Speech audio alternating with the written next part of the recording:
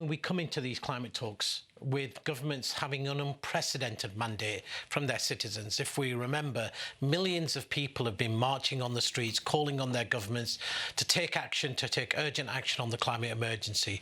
We've seen the scale of the impacts fill our television screens in every single country in the world. We've seen the impacts of floods and droughts and famines. And of course, at the same time, we've also seen unprecedented protests taking place around the world about economic inequality. It's clear that the world is broken, governments needed to act. So you would have expected governments to come knowing that this was a critical moment and to come with ambition.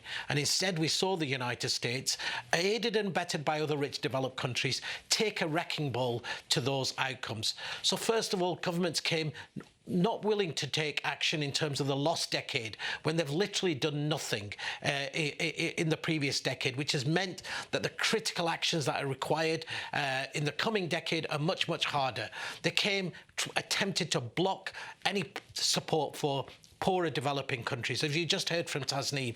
I mean, this is absolutely outrageous. And what they were actually asking for, not just the United States, but the European Union as well, is basically to have no liability for the damage that their inaction is causing. And more heinous than that is not only are they not putting anything on the table in terms of genuine emission reductions or the desperately needed finance, what they wanted was loopholes so that their big polluting companies could continue to pollute. Loopholes that would basically bust the budget for the 1.5 degree guardrail. So we're coming here with governments with no willingness to act, and actually acting not in the interests of their citizens, but acting in the interests of their big polluting companies. And it was an absolute disaster. So the question now we must ask ourselves is, what will it take for our voices to be heard?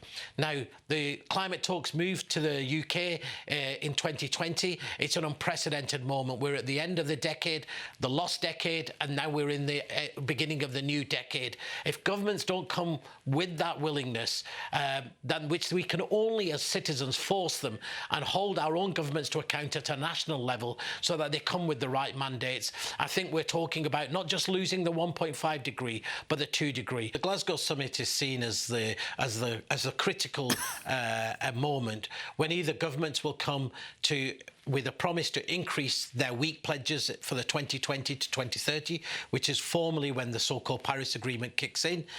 They have to come with more willingness to be able to put finance on the table and to recognise that the support that's needed, the so-called loss and damage, needs to move forward.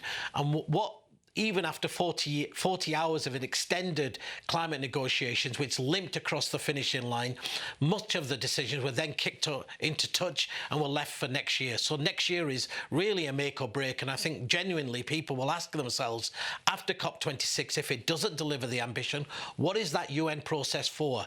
And how do we actually genuinely get more action? Because clearly our governments are not being able to deliver it in the UN process.